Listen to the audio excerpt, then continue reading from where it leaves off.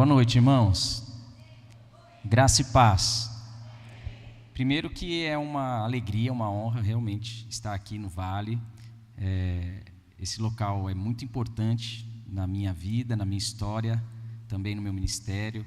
E com certeza tudo que vocês representam ao longo desses anos aí, eu carrego comigo com muito carinho.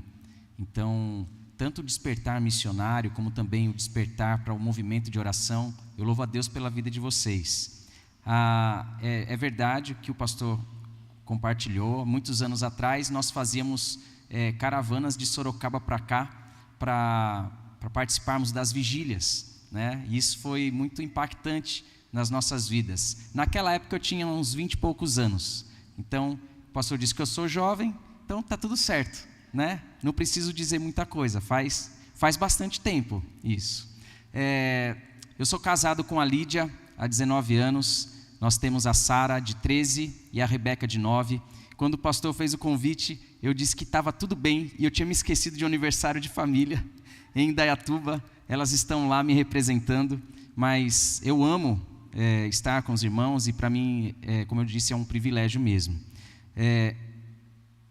Também, como o pastor falou, sou missionário da CEPAL hoje, faço parte da Igreja Presbiteriana do Brasil, enquanto pastor vinculado ao Presbitério do Amazonas, e mais 2 outras organizações missionárias. Hoje, o meu trabalho é um trabalho missionário.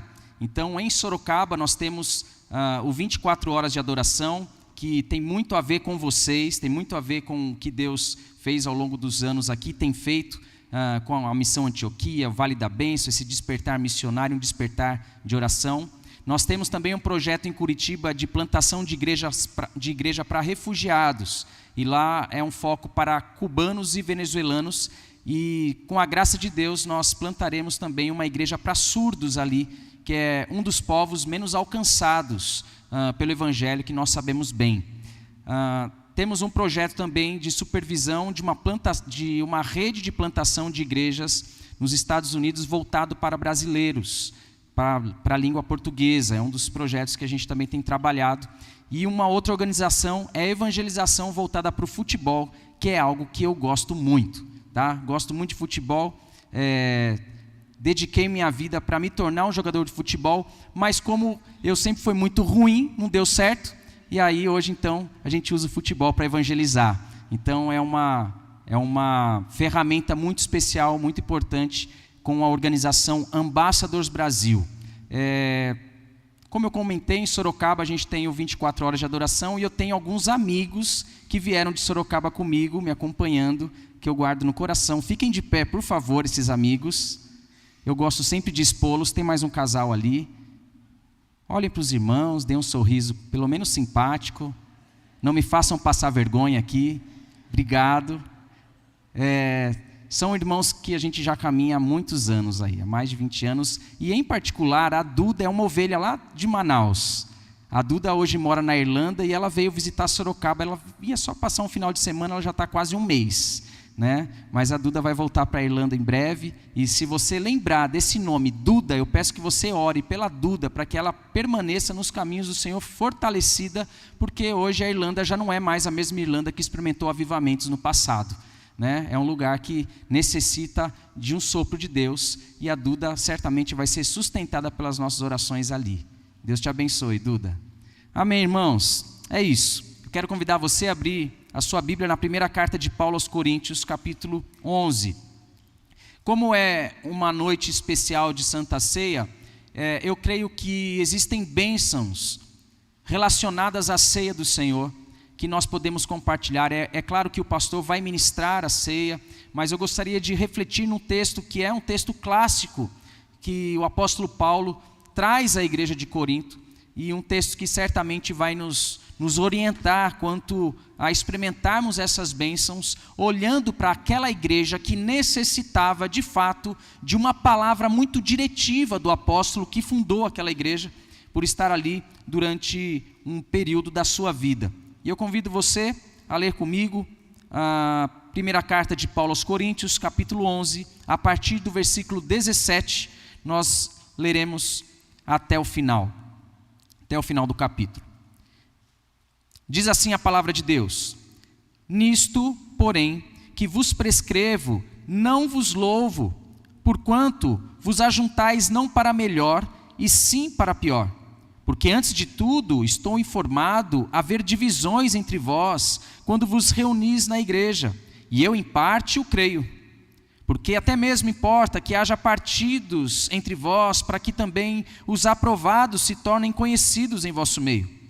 Quando, pois, vos reunis no mesmo lugar, não é a ceia do Senhor que comeis, porque ao comerdes, cada um toma antecipadamente a sua própria ceia, e há quem tenha fome, ao passo que há também quem se embriague.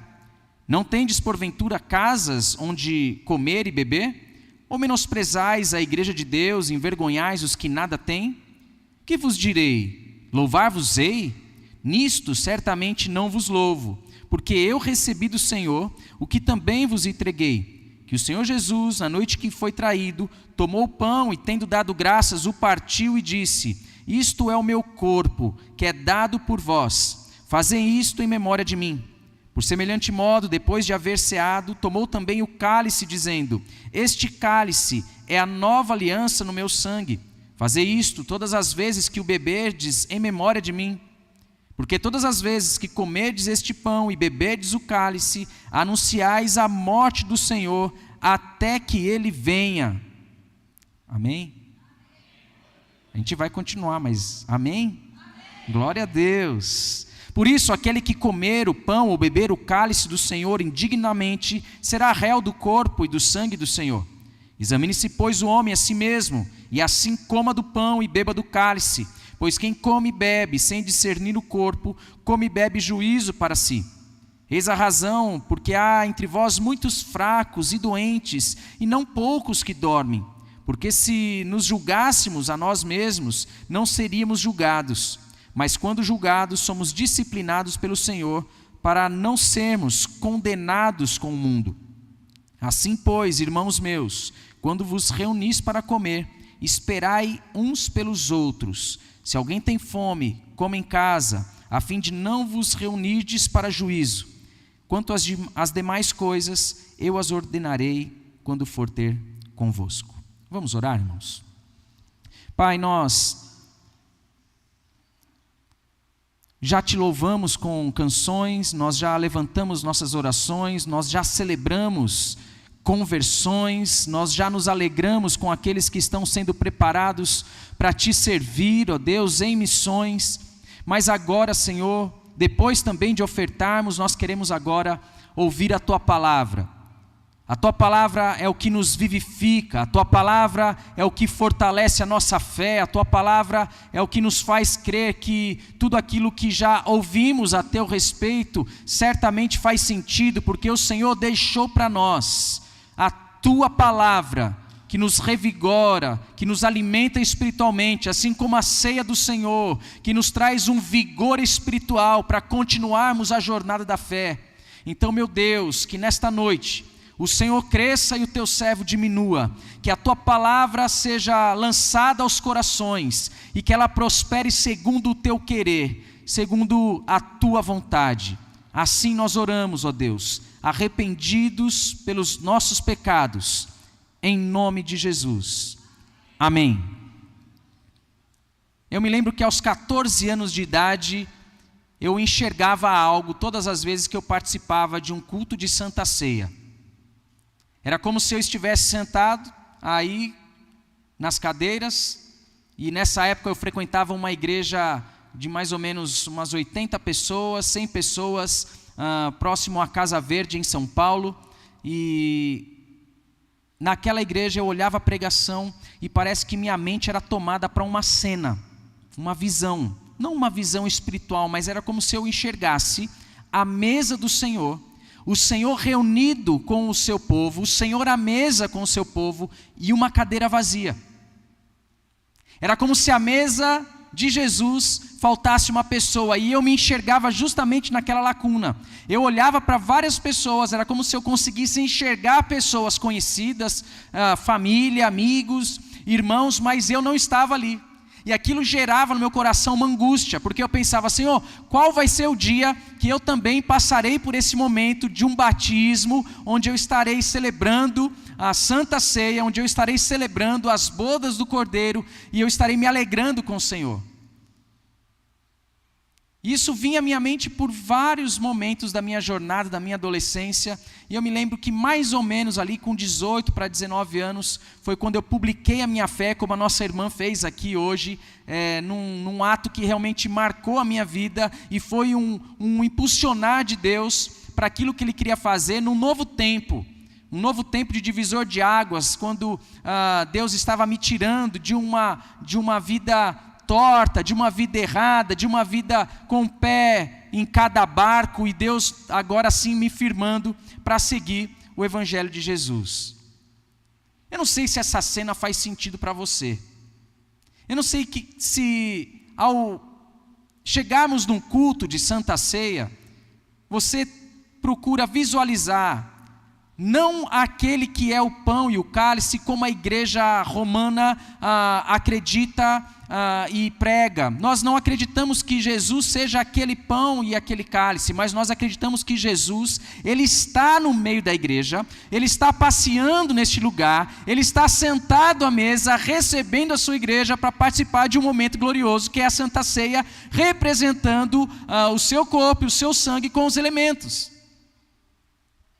Então, se você nunca procurou ter essa imagem ou enxergar isso, eu convido você hoje desde esse momento até o momento onde nós iremos celebrar, onde nós iremos participar da comunhão, da ceia de Jesus, você procurar enxergar que existe uma mesa gloriosa em que você é convidado a fazer parte disso, em que você é convidado a se assentar com aquele que é o Cordeiro Santo, aquele que se sacrificou, e nós participaremos de um alimento sacrificial, um alimento que nos fortalece, que nos revigora para continuarmos a jornada da fé até que Ele venha. E se você ainda não é batizado, se você ainda não participa desse momento, procure a liderança da igreja, procure os pastores, porque certamente o Senhor vai falar com você hoje, em nome de Jesus. Amém? Muito bem. Um teólogo chamado Peter Wagner, ele fala a respeito da carta de Paulo aos Coríntios. Ele diz que essa carta ela é um verdadeiro tratado de conselhos, também de exortações. Alguns historiadores acreditam que talvez ela não representa a primeira carta, mas uma segunda, porque a primeira se perdeu ao longo do tempo. A primeira que era uma carta da própria igreja para Paulo, dizendo das dificuldades que essa igreja enfrentava. E Paulo então, quando ele já está em Éfeso, depois de passar 18 meses da sua vida, 1 ano e meio em Corinto, pregando, evangelizando, levantando o seu próprio sustento, porque essa igreja foi uma igreja displicente no sustento missionário do apóstolo. Paulo, ele escreve como uma resposta a algumas demandas, alguns problemas, algumas questões importantes que a igreja precisava ouvir, precisava aprender e precisava corresponder com a palavra do apóstolo. Então essa carta ela faz muito sentido, porque Paulo, na sua segunda viagem missionária, ele dedicou um tempo muito especial ali na cidade de Corinto, uma cidade importante ali na Ásia Menor, uma cidade grega que precisava experimentar um renovamento espiritual. Uma cidade que precisava experimentar um renovamento espiritual no seio da igreja. Uma cidade que tinha os seus motivos, Paulo tinha os seus motivos para plantar uma igreja ali. A plantação de igrejas é algo que, ao olharmos para a igreja primitiva, ao olharmos para o apóstolo Paulo como o grande plantador, é algo que nos faz vibrar em saber que Deus, Ele tem os seus planos detalhadamente perfeitos para que a vontade dEle seja estabelecida numa cidade, num lugar, para que os propósitos dEle sejam cumpridos. E quando Paulo escolhe Corinto, ele não escolhe aleatoriamente uma cidade, ele não escolhe qualquer cidade. Paulo tem algo muito criterioso, ele era um estrategista no sentido de plantação, no sentido de evangelização. Cada passo de Paulo não era um passo qualquer, um passo ao acaso. Paulo, ele consultava Deus, ele consultava o Espírito de Deus, e Paulo, ele era direcionado pelo Espírito Santo para cumprir aquilo que Deus tinha para cada lugar. E a gente pode destacar alguns detalhes do porquê Paulo escolhe Corinto, antes de chegarmos no capítulo 11 aqui, que é o texto que nós lemos. Mas Paulo escolhe Corinto porque aquela região geográfica ela era muito estratégica. Então ali Corinto era banhado por 2 mares, e esses mares, Corinto sendo um porto, era um lugar onde uma rota comercial passava por Corinto, e na região da Grécia era uma das principais rotas comerciais. Pessoas de vários lugares, pessoas de várias nações passavam por Corinto a fim de estabelecer relações comerciais. Então, quando Paulo escolhe esse lugar, Paulo sabia muito bem de que as culturas que iriam frequentar Corinto eram as mais diversas. Então, se uma igreja fosse plantada em Corinto, a possibilidade dessa igreja influenciar povos e nações diferentes era muito grande. Paulo também, ele enxergava que não somente por conta de uma questão geográfica, mas uma questão social, isso seria muito estratégico, a plantação de uma igreja. E a questão social era justamente por essas relações que aconteciam ali. Eram relações comerciais, mas também eram relações voltadas à questão cultural. Corinto era um lugar onde as pessoas se reuniam também em busca de cultura. Corinto era um lugar onde as pessoas se reuniam nas praças a fim de discutir a filosofia, ou seja, também havia uma intelectualidade no meio de Corinto, e Paulo entendia que o evangelho não era algo anti-intelectual, mas o evangelho era algo que transformava o coração e a razão.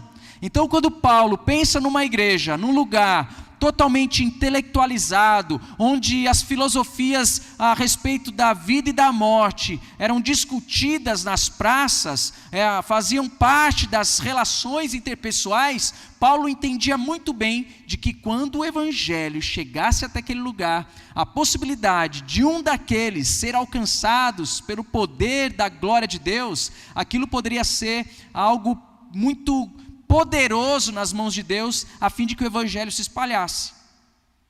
Tendo em vista quando Paulo também visita Atenas, quando ao visitar os atenienses, ele visitando ali as praças e vendo uma quantidade de ídolos, Paulo percebe que havia um ídolo destinado ao Deus desconhecido, e ali Paulo cita uma poesia da época: pois nele vivemos, nos movemos e existimos, como está lá registrado em Atos capítulo 17, versículo 28. Paulo usa uma poesia da época para alcançar o coração intelectual do povo, para alcançar o coração daqueles que discutiam a respeito de várias teorias sobre a vida, sobre a criação, sobre os seres celestiais, sobre os deuses, sobre as mitologias. Então Paulo, ele vai no cerne da questão. Ele sabe muito bem que não somente os judeus deveriam ser alcançados, mas os gentios também. Então o propósito de Paulo plantar uma igreja em Corinto tem tudo a ver com isso. Corinto era muito conhecido também por uma questão relacionada ao esporte, e talvez depois de Atenas, Corinto era a principal cidade dos jogos esportivos que aconteciam ali, e isso atraía a juventude. E evangelizar a juventude é uma estratégia fundamental, a fim de que a gente entenda aqui a importância das gerações nesse período de avanço do evangelho e dessas pontes geracionais que Deus vai fazendo. Eu me lembro que ali perto de 2010, 2011, o pastor Silas foi convidado para ministrar na nossa rede de missões, numa conferência missionária. Não sei se o pastor lembra, lá em Sorocaba. Pastor Oswaldo Prado e outros pastores, Marcos Amado também, falando sobre os povos muçulmanos. Então ali estava nascendo uma rede missionária. Eu tinha acabado de ser ordenado pastor, mas eu me lembro da juventude querendo saber sobre evangelização, e um dos temas que foi ministrado na época era justamente sobre a evangelização missões urbanas. E aquele momento ali de palestra de missões urbanas. Eu não me lembro quem foi que falou sobre o assunto, mas naquele dia os adolescentes vieram em peso. Eles queriam saber como era falar de Jesus para os outros adolescentes, para os outros jovens. Meus irmãos, a gente sabe que ao longo da história, os grandes moveres de Deus na história, os grandes avivamentos de Deus na história, começou com jovens de 20 e poucos anos de idade. Então, quando Paulo escolhe aquela cidade, Paulo sabe muito bem que a presença da juventude em Corinto faria daquele lugar certamente um centro propulsor do evangelho, e ali haveria um despertamento no coração de jovens, meninos, moças, que iriam compartilhar de um amor transformador. Então, Paulo está agindo de uma forma muito especial, muito inteligente, para que certamente a vontade de Deus fosse estabelecida naquele lugar. Mas, além disso também, há algo muito especial e importante, que vai fazer talvez um link com o texto que nós lemos, do porquê Paulo escolhe Corinto para a plantação de uma igreja. Paulo escolhe aquela cidade porque havia uma questão moral e espiritual que necessitava de uma intervenção divina. A cidade de Corinto vivia uma licenciosidade. A cidade de Corinto vivia uma prática muito comum, que era a adoração a uma deusa conhecida como deusa do amor. E essa deusa, ela recebia uma adoração que envolvia a prostituição de sacerdotisas. Então, a entrega dos corpos dessas sacerdotisas era uma entrega de sacrifício. As relações sexuais que elas faziam nos altares a fim de dedicar a adoração era algo que acontecia e que influenciava o comportamento da cidade. Influenciava também a igreja da cidade. Então isso era muito comum, algo que acontecia na Grécia. E essa depravação moral de que essas sacerdotisas serviam no culto pagão, elas desciam até os portos de Corinto, até o porto de Corinto, a fim de se relacionarem com os marinheiros e os trabalhadores também dos portos. Ou seja, a cidade era permeada por uma licenciosidade, por uma depravação moral, e isso também trazia consequências no seio da igreja. Então, prostituição era algo que Corinto experimentava assim de uma forma muito grande. O homossexualismo era algo praticado também de uma forma que talvez Corinto fosse a principal cidade em que o homossexualismo era ali propagado e era também praticado de uma forma totalmente licenciosa. E também ali haviam rituais a respeito da carnalidade. A igreja de Corinto enfrentava problemas nos casamentos. Casais estavam enfrentando dificuldade porque, em alguns momentos, alguns homens de família estavam permitindo se perder pelos prazeres da carne diante de algo que permeava a cidade, de uma depravação que permeava a cidade. Então, quando Paulo escreve essa carta, é uma exortação. Eu não vim aqui para exortar a igreja, eu não vim aqui para puxar a orelha da igreja, eu vim para compartilhar a respeito das bênçãos da ceia do Senhor. Mas é muito importante nós olharmos para as Escrituras, nós olharmos para o texto aqui de Paulo aos Coríntios e entender o que está por trás daquilo que Paulo estava falando a respeito da prática da ceia do Senhor. É bem verdade que mais algumas coisas, ou mais algumas informações que Paulo recebe a respeito dos irmãos, faz com que ele comece o capítulo 11 dizendo assim: eu vos louvo. Já no versículo 17 ele fala: nisto porém eu não vos louvo. Paulo tinha motivos para dizer: olha, vocês estão de parabéns. Mas Paulo também tinha motivos para dizer: olha, isso que vocês estão vivenciando não é legal. Isso não está de acordo com a palavra de Deus. Eu me lembro de Jesus, quando ele entrega uma palavra para João na ilha de Pátimos, a respeito da igreja de Laodiceia. E Jesus, ele diz para aquela igreja: olha, você não é fria nem quente. E Jesus ele vai dizendo palavras para as igrejas, para aquelas 7 igrejas. Jesus ele faz um certo elogio, mas Jesus ele traz uma repreensão. E aqui Paulo faz a mesma coisa. Ele louvava a Deus por aquela igreja que estava firme, era uma igreja em que ele tinha fundado, que ele tinha dedicado boa parte da sua vida. Mas algumas coisas aquela igreja estava vivendo de uma forma relapsa e precisava se atentar para que eles voltassem ao cerne da vontade de Deus, ao centro da vontade de Deus. Então Paulo, quando ele faz isso, ele está chamando aquela igreja justamente a viver uma nova realidade espiritual a um novo tempo. E o texto do capítulo 11 vai nos mostrar Paulo trazendo exortações. Primeiro ele vai trazer uma palavra a respeito das mulheres, ali naquele contexto, naquele lugar, e depois ele vai falar sobre a ceia. E é justamente nesse contexto de ceia que a gente vai perceber que a igreja se reunia numa chamada festa ágape, ou a festa do amor, e após ou durante a festa do amor havia celebração da ceia. E na celebração da ceia, ou na celebração da festa, era comum as pessoas trazerem os alimentos. Como uma grande festa, quando a gente faz na igreja uma festa missionária, ou festa das nações, ou qualquer outro movimento que a igreja faz, em que as pessoas trazem os alimentos, e aí todo mundo compartilha. Mas a igreja não estava vivendo ou vivenciando uma realidade da comunhão, a igreja estava vivenciando, na verdade, divisões. E Paulo começa a destacar, Paulo começa a apontar algumas divisões que eram latentes no seio da igreja.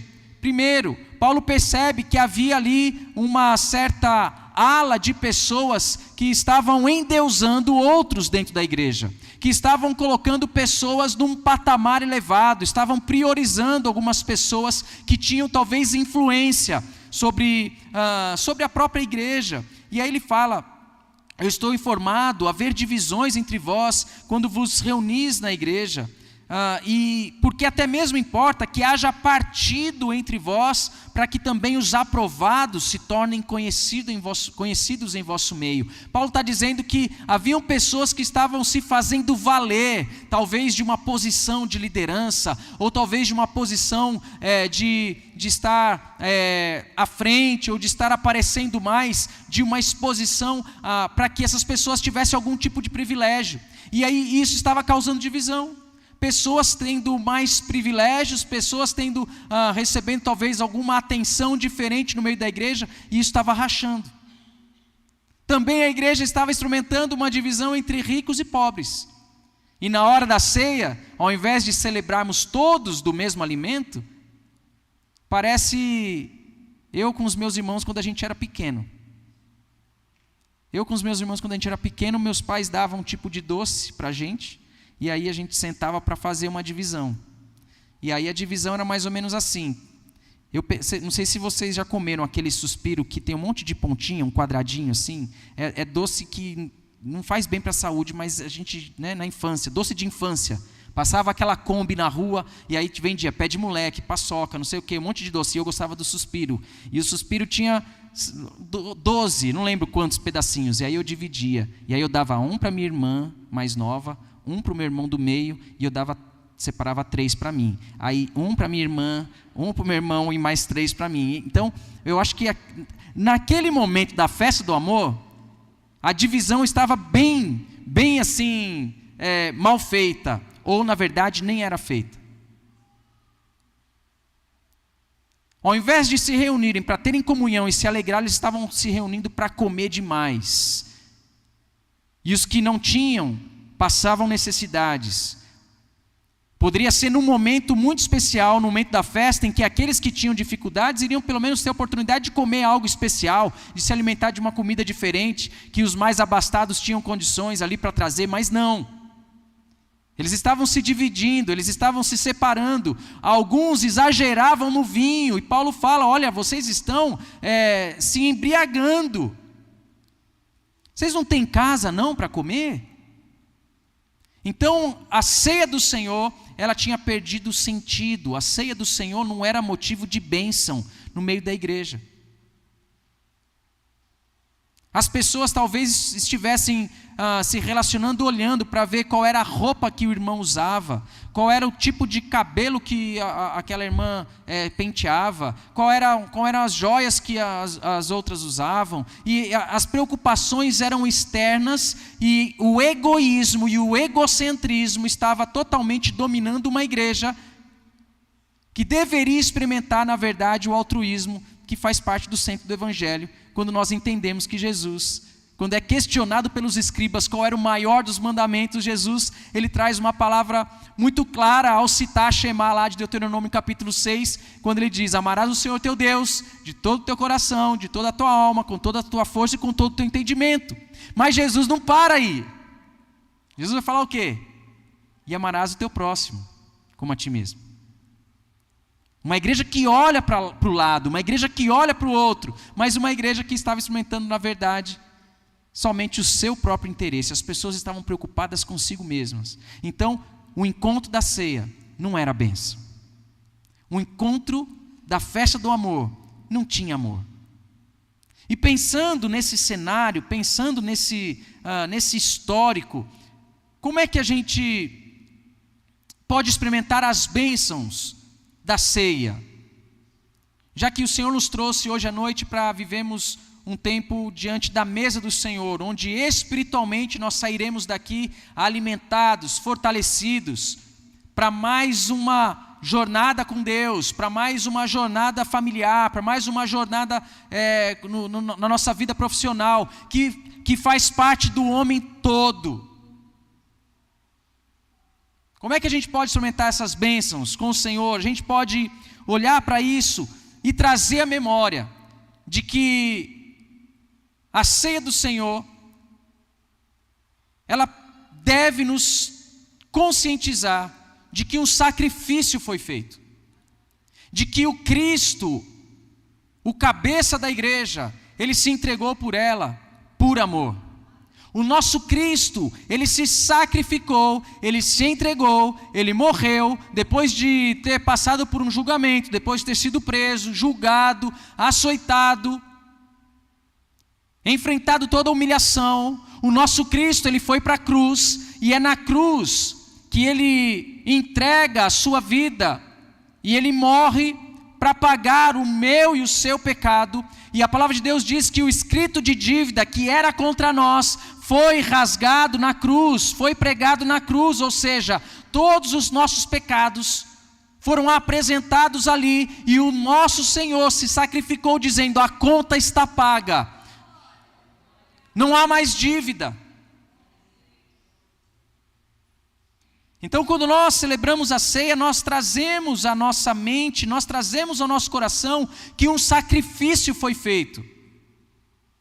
O sacrifício vicário de Cristo, ele foi feito por um amor incomparável por mim e por você, um amor constrangedor que não dá para mensurar o quanto Deus nos ama ao enviar o seu Filho para morrer por nós.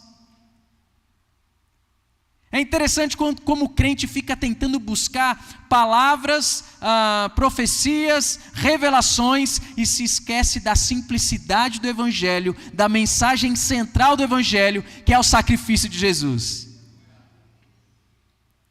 Mas eu quero ouvir algo que tem a ver com uma numerologia, que isso mais isso dá isso, que dá aquilo outro, e eu vi aqui na Bíblia, no texto de Gênesis, do Apocalipse, e a gente fica tentando mistificar algo que já é místico, porque é a palavra de Deus, mas de algo que é concreto, que é o sacrifício de Jesus, que é a causa e o meio pelo qual nós estamos reunidos aqui. Tem gente caçando pregações, caçando mensagens, procurando coisas para alimentar o coração, e se esquece de ser alimentado com o que há de mais valioso e precioso, que é a mensagem central do Evangelho, que é o sacrifício de Jesus, que é a entrega de Jesus, que é o sangue de Jesus sendo derramado para nos purificar de todo pecado. Meus irmãos, a mensagem da cruz é simples. A gente quer complicar, a mensagem da cruz é simples, e essa simplicidade nos traz para participar de um momento que é maravilhoso no seio da igreja. É um privilégio, querido.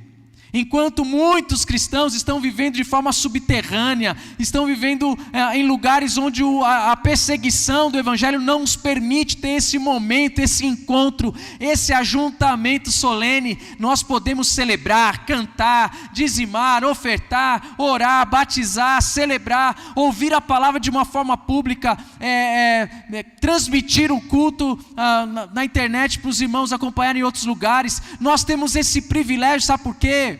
Porque Deus deu à nossa nação a liberdade de falar a respeito de Jesus, de professar a nossa fé e de lembrar que Jesus se entregou por mim e por você, e nós temos a alegria de celebrarmos a ceia por causa desse sacrifício.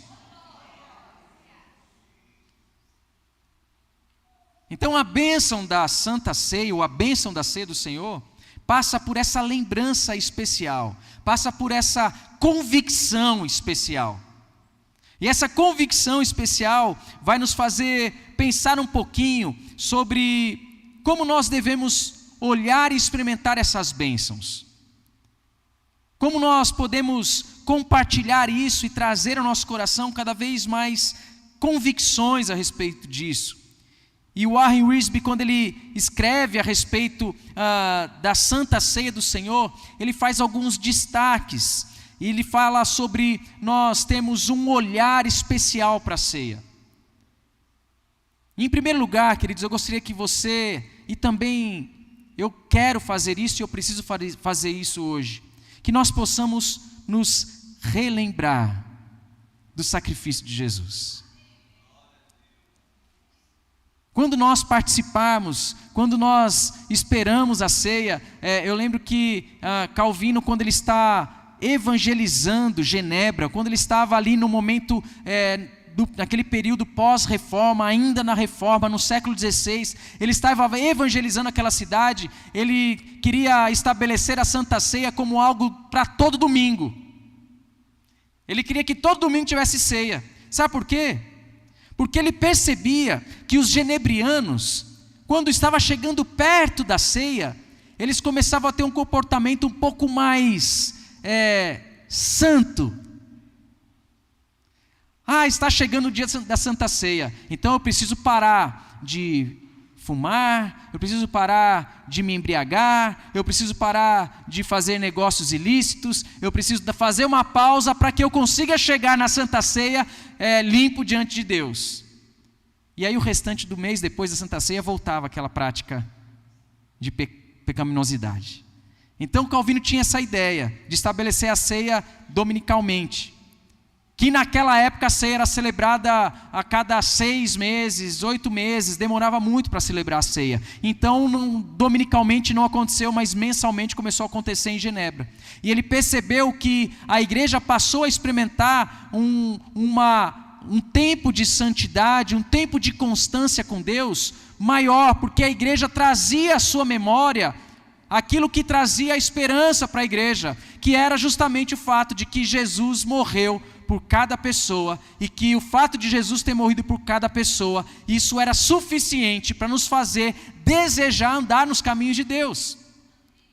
Então, quando chegava o dia de celebrar a ceia, os irmãos, eles estavam vivendo um tempo de bênção. E isso faz tanto sentido para mim, porque logo depois que eu comecei a participar da ceia, eu ficava com essa crise. Meu Deus, está chegando domingo, eu pequei, e agora? Como é que eu vou participar da ceia? Eu vou tomar juízo sobre mim, eu não quero participar da ceia desse jeito. Não, e aí eu ficava numa grande crise. Mas o fato é que uma das bênçãos que nós experimentamos da Santa Ceia é a bênção de relembrar, é a bênção de olhar para trás, é a bênção de trazer à nossa mente que algo foi feito por amor, algo foi feito por uma paixão grande do nosso Senhor pelas nossas vidas. De vez em quando eu compartilho um testemunho de algo meio doido assim, que eu fiz há alguns anos atrás, talvez uns quase 20 anos atrás. Vocês lembram daquele filme Paixão de Cristo, que foi dirigido pelo Mel Gibson? Aquele filme foi um sucesso, né? E quando foi, eu não lembro se ele foi lançado em 2003, por aí, 2004, acho que tem uns 20 anos. E eu estava em Sorocaba, ia sair no cinema, E aí eu fui junto com alguns amigos para assistir o filme. E o filme passou e eu lembro que, gente, não sobrou nada de mim ali. Hoje eu sou magro, na época eu era só parecia um mosquito mesmo, assim. E ainda o tanto que eu chorei, eu falei, Jesus, desidratei, o que tinha aí foi, né? Não tem mais nada. Eu tive que beber muita água. Mas eu saí daquele dia do cinema, eu falei, eu vou voltar no cinema. Eu vou voltar no cinema. E Deus, eu quero fazer uma coisa aqui, porque não é possível. E aí eu falei com os meus amigos, e vamos voltar, e vamos fazer uma ação aqui, vamos. E aí assistimos o filme novamente, choramos de novo, muito. E aí quando estava acabando o filme, eu fui lá na frente no cinema, era uma sala para 300, 400 pessoas, uma das principais salas de cinema de Sorocaba. E aí eu fui lá na frente. Quando a luz acendeu, eu subi rapidamente aqui e falei, pessoal, espera um pouquinho aí, senta aí um pouquinho. Eu não sei se eles acharam que era um homem-bomba, se era algum atentado em algum shopping que ia acontecer, não sei o que eles pensaram. Mas aí o pessoal levantou e sentou. Ou se eles acharam que era alguma ação promocional, vão dar brindes, né? Alguma coisa no cinema, pipoca de graça, mas o filme já acabou. E aí eu falei para eles assim, tudo isso, todo esse sofrimento, que não representa de verdade o que o nosso Cristo sofreu, foi por amor a você.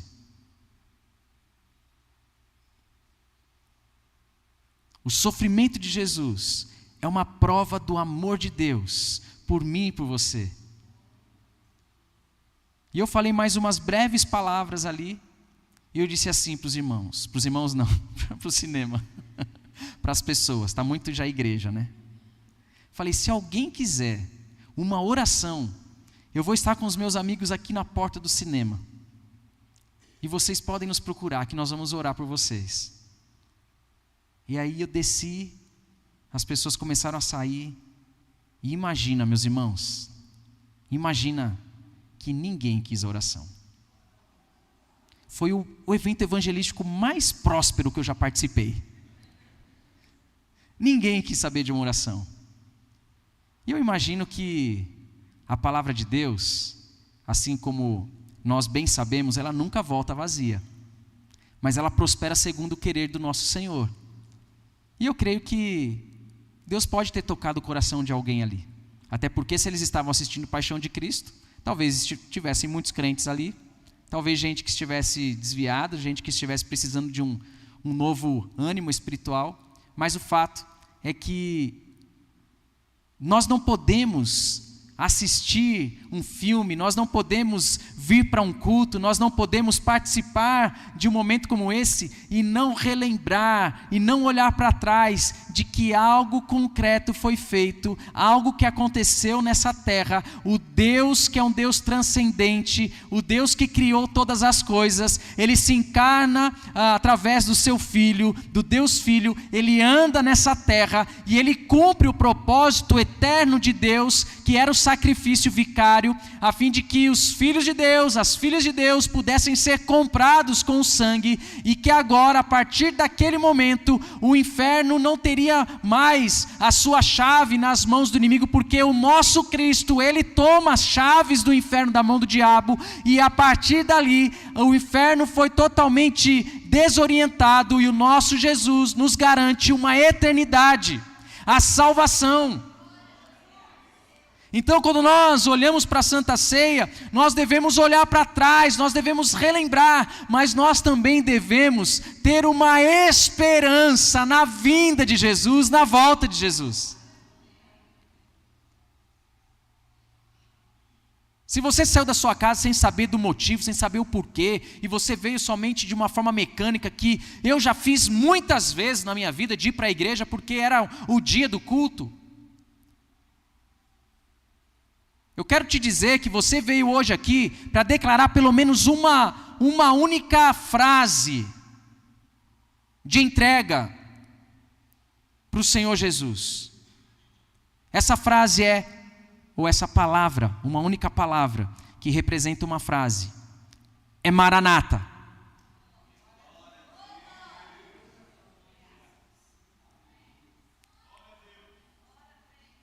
Maranata.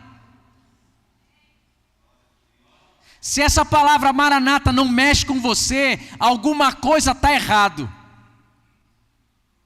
Se essa palavra Maranata, ora vem Senhor Jesus, não tem sentido ou não faz sentido no seu coração, alguma coisa está errado.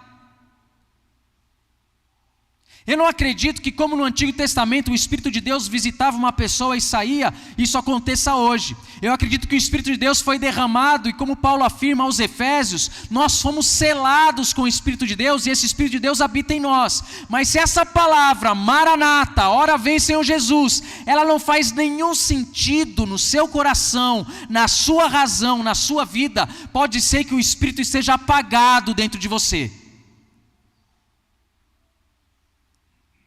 Se a gente vem para esse lugar, para esse ajuntamento, para participarmos da ceia, meu irmão, minha irmã, nós precisamos vir com o desejo de declarar Maranata, porque a palavra de Deus diz que todas as vezes que nós tomarmos o cálice, comemos do pão, nós estaríamos declarando que Ele iria voltar.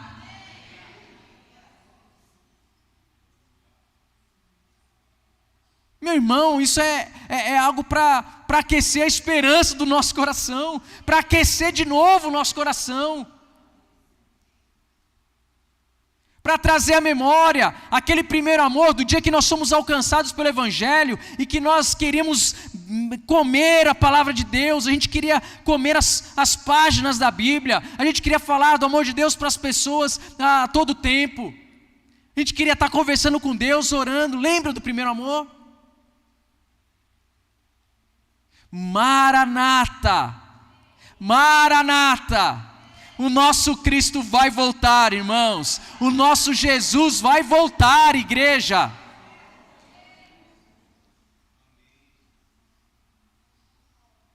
Quando nós nos juntamos para celebrar a ceia, nós precisamos nos lembrar dessas bênçãos. Nós olhamos para trás, sim, mas nós olhamos para diante, para frente, para aquele que é o autor e o consumador da nossa fé, o nosso Cristo que prometeu, e Ele vai voltar. Mas uma outra bênção da Santa Ceia, ou de celebrarmos a ceia do Senhor, é quando nós também sondamos o nosso coração. E quando Paulo fala àquela igreja que vivia em divisões, para aquela igreja que excluía pessoas, para aquela igreja que experimentava um egocentrismo exagerado, para aquela igreja que olhava para os mais pobres não com um coração de amor, mas olhava para os mais pobres como uma rejeição. Paulo faz um convite para aquela igreja. Paulo não diz para eles não participarem da ceia. Paulo convida aquela igreja a examinar o seu coração. Paulo convida aquela igreja a mergulhar no nosso mais íntimo. O convite de Paulo para a igreja de Corinto é o convite de Paulo para a gente hoje.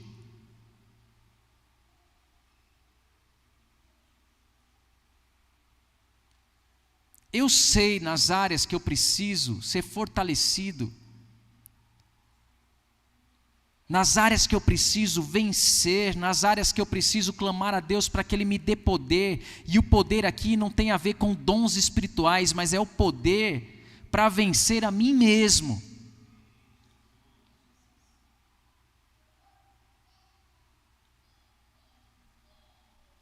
O convite de Paulo a relembrar o sacrifício de Jesus, a esperar pela volta de Jesus, agora é um convite para a gente mergulhar internamente. E o que é que nós precisamos apresentar diante do Senhor? O que é que nós precisamos entregar hoje? E dizer: Senhor, eu não quero mais. Senhor, eu não quero mais isso para a minha vida. Senhor, me livra primeiro de mim mesmo. Senhor, me fortaleça para vencer as minhas fraquezas. Essa deve ser a nossa oração. Senhor, me fortaleça para vencer as tentações que me permeiam. Senhor, me fortaleça para superar as dificuldades, para caminhar contigo em obediência.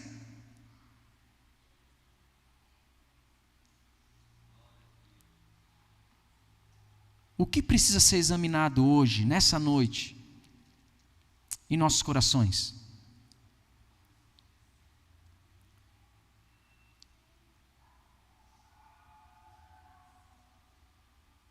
O convite de Paulo é para que a igreja participe, experimente das bênçãos do Cristo assentado à mesa, dos elementos representando o corpo e o sangue de Cristo.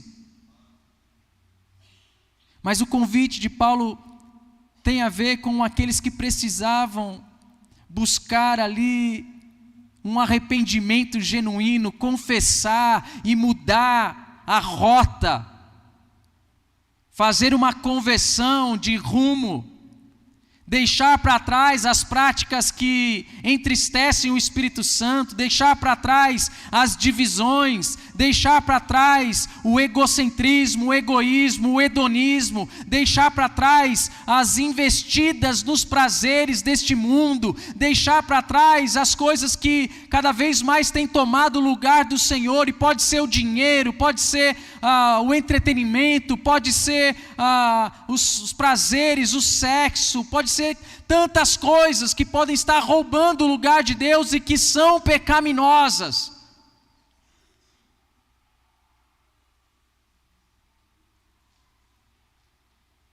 O exame que Paulo convida aquela igreja a fazer tem a ver com um conserto individual, mas que impactar o coletivo.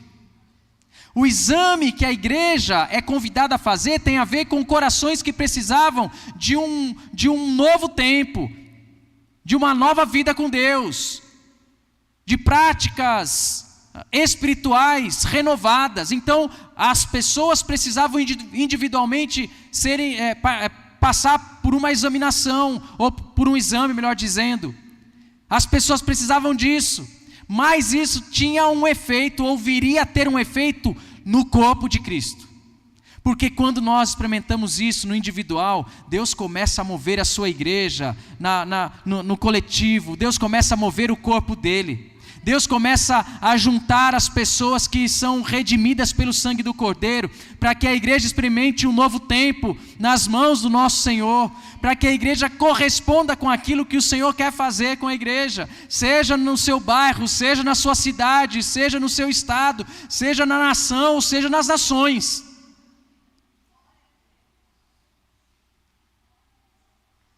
Então hoje é um dia que eu quero me apresentar diante de Deus e dizer: Senhor, perdão, Pai, lava minha mente, lava o meu coração, purifica minha mente, purifica o meu coração, para que eu possa participar das Tuas bênçãos, das bênçãos da ceia do Senhor, para que eu possa individualmente ser tratado, para que eu possa ser parte de um corpo restaurado, que é a igreja de Jesus, que vai ser certamente uma arma poderosa nas mãos de Deus, para que o evangelho continue sendo proclamado, para que crianças sejam alcançadas que estão vivenciando injustiças sociais diariamente, para que povos sejam alcançados pela propagação do reino de Deus.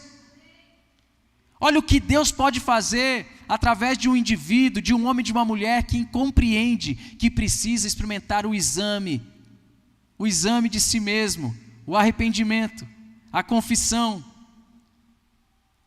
e ser fortalecido pelas bênçãos da ceia do Senhor.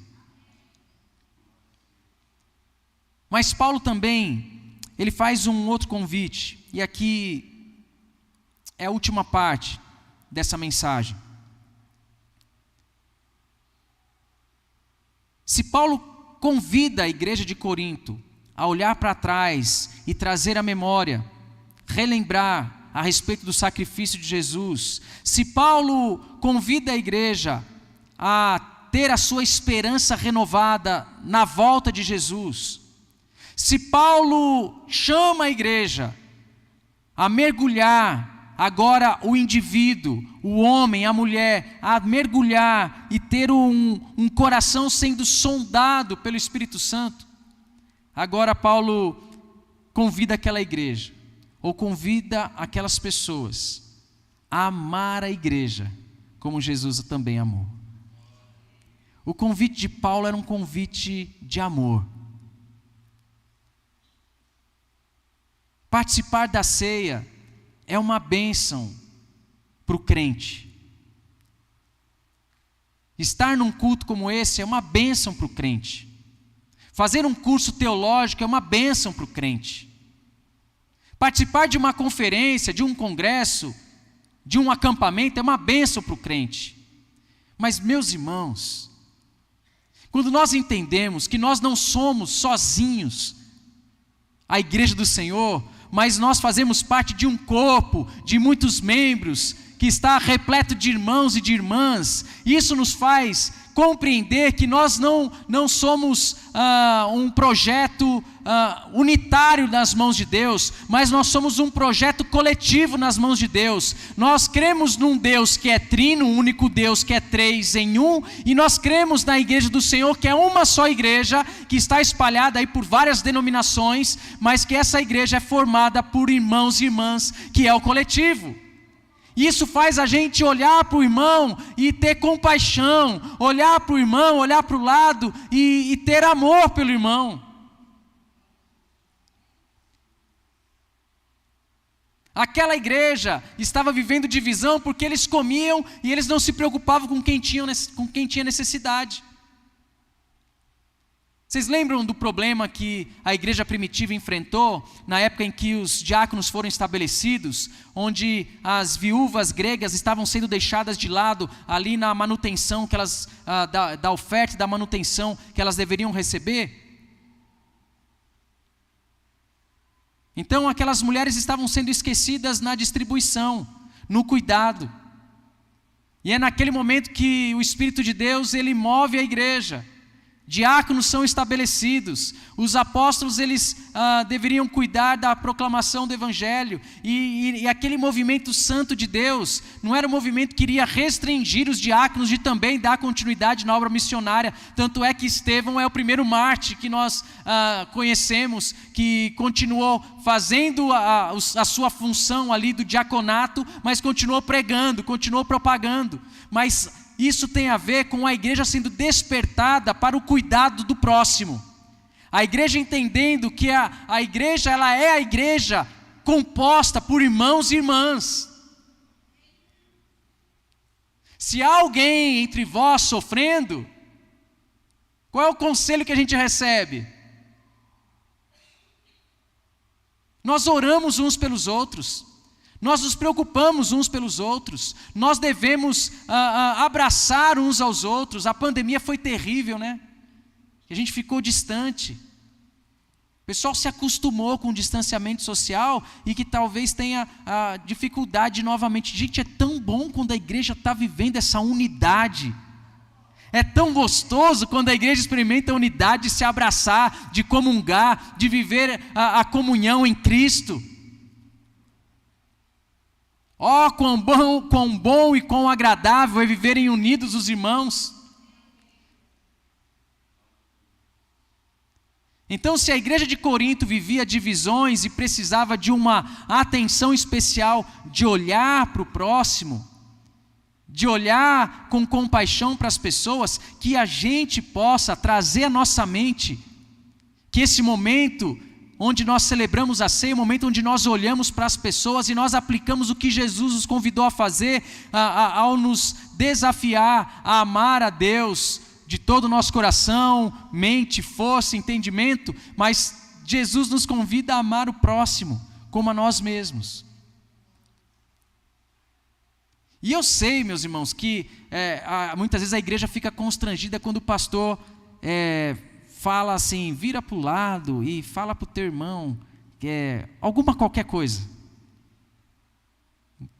A gente não fica um pouco constrangido quando o pastor fala assim, olha para o lado, aí é uma pessoa que você não conhece, né? Aí você olha para o lado, fala para essa pessoa que você ama ela em nome de Jesus. E aí a gente faz, né? Eu sou pastor, já falei várias vezes para os irmãos fazer isso, mas eu sei que é um certo constrangimento. Eu já fiquei sentado, e quando o pastor fala, aí eu olho para o lado, aí a gente dá aquele sorriso amarelado, né? Tem alguém aqui que se constrange com isso? Tem. Não precisa levantar a mão. Tem alguém? Mas não é uma incoerência? Se nós somos a igreja de Jesus, se nós somos o povo de Deus, a gente precisa conhecer a pessoa que está do nosso lado. Quando alguém fala assim, dá um abraço no seu irmão, ou diga que ele é bonito para Jesus, ou qualquer outra coisa. A gente precisa se constranger por causa disso, porque nós não somos o reino de Deus, a igreja de Jesus. Nós não somos convidados a olhar para a igreja com o amor de Jesus, nós não somos convidados a amar a igreja. Então por que esse constrangimento? Vire agora para o seu irmão e... Brincadeira. Eu sei que tem que ser sincero, né? Mas que a palavra de Deus possa gerar um amor nos nossos corações, que a gente não precise conhecer ninguém ao ponto de dizer assim, você é especial para Jesus, porque alguém muitas vezes vem para a igreja esperando uma palavra, um olhar, ser notado, e ele fala, o último lugar que eu vou entrar vai ser uma igreja, vai ser essa igreja, e pode ser que hoje, ou em algum domingo, ou em algum sábado, alguém adentre aqui e fique esperando o seu olhar, o seu abraço, a sua atenção, e pode ser que o Espírito de Deus use você para expressar o amor de Deus para alguém que chegou aqui desanimado, abatido, angustiado, talvez com pensamentos de morte, precisando experimentar o amor de Deus através de algo palpável.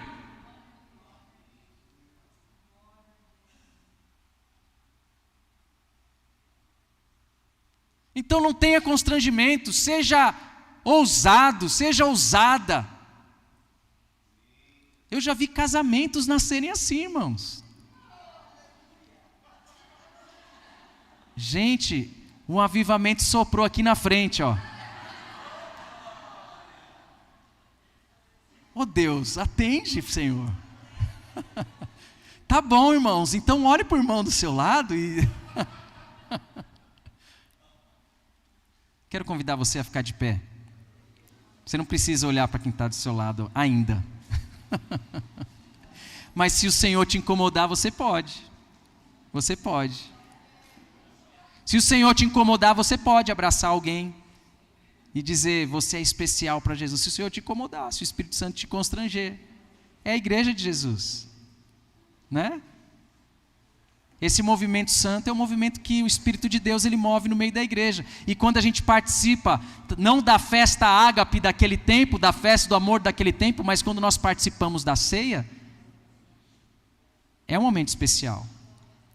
Agora eu também entendo, queridos, que existe o cuidado relacionado a essa pós-pandemia. Eu entendo tudo isso e eu respeito muito isso. E eu respeito aqueles que têm tido todo um cuidado, têm saído de casa, têm vindo. Muitas pessoas não voltaram ainda a congregar, continuam nos cultos online porque têm os seus receios. Então a gente deve respeitar as pessoas. Amém? Feche seus olhos, vamos orar. Converse com Deus aí, fale com Deus. Talvez você precise entregar algo para Ele. Talvez você precise falar algumas coisas aqui para o Senhor. Converse com o Espírito Santo. É possível que Ele esteja te convidando agora a olhar para trás e trazer à tua mente que você foi alcançado por um sangue precioso. Um amor incondicional, uma entrega incomparável, graça de Deus, porém valiosa, graça de Deus, mas foi um alto preço. Pode ser que o Senhor esteja também aquecendo no teu coração um anseio pela volta de Jesus. Fale com Deus. Ore ao Senhor. Diga: Maranata. Vem, Jesus. Mas pode ser que o Espírito Santo esteja incomodando você a se examinar, a mergulhar no seu íntimo, a ser confrontado pelo Espírito de Deus que nos convence do pecado. Não é um homem que convence o homem do pecado, é o próprio Espírito de Deus. E talvez você precise confessar algo, e esse é o momento. Se confessarmos os nossos pecados, Ele é fiel e justo para nos purificar de toda injustiça. Mas também pode ser que você tenha chegado aqui e o Senhor esteja derramando no seu coração uma porção de amor pela igreja dele, pelas pessoas, pelo seu próximo. Ou talvez você tenha que consertar um relacionamento que está quebrado, pedir perdão, liberar perdão, para experimentar esse momento em que a ceia do Senhor irá te fortalecer, irá te revigorar para mais uma caminhada com Deus, para mais uma milha com Deus, para mais uma jornada com Deus. Obrigado, Jesus, por esta noite. Obrigado porque o Senhor nos ama e nos amou de tal forma que entregou o seu único Filho, para que nós não morrêssemos, mas para que nós tivéssemos a vida eterna com o Senhor. Obrigado, Jesus. Obrigado porque aquela entrega não foi em vão, Jesus. Obrigado porque aquela cruz, ela não foi em vão, Jesus. O teu sacrifício nos deu a oportunidade de vivermos uma vida nova, Senhor.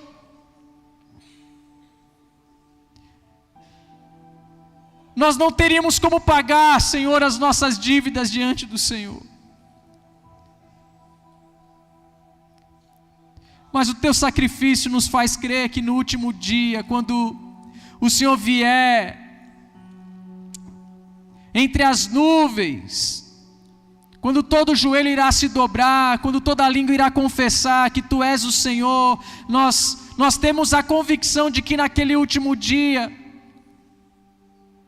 o Senhor irá nos convidar: vinde benditos de meu Pai. Ah, Senhor, nós aguardamos a Tua volta, nós aguardamos a Tua vinda, e nós queremos declarar hoje, Senhor, Maranata. Vem, Jesus, Maranata. Nós quantas vezes, Senhor, temos vivido um automático na vida espiritual, quantas vezes a gente sequer tem expressado o desejo pela Sua vinda, porque a nossa mente está corrompida, o nosso coração está cauterizado, Senhor. Que nessa noite o Senhor faça um mover em nós, Senhor, ao ponto da gente ansiar, desejar o dia que o Senhor vai voltar. Senhor, nós pedimos perdão pelos nossos pecados. Limpa os nossos corações, Senhor. Nos ajude a vencer aqueles pecados que estão nos perseguindo há tanto tempo. São difíceis de vencer, mas eu sei que o Senhor pode fazer algo em nós. O Senhor pode nos fortalecer para vencermos. E, Senhor, nos faz amar mais uns aos outros. Nos faz mais, desperta esse amor em nossos corações pela Tua igreja, a tua igreja que está aqui nessa comunidade, mas a tua igreja que está espalhada por toda a terra. Faz isso em nós, Senhor. Assim nós oramos, Deus, em nome de Jesus. Amém.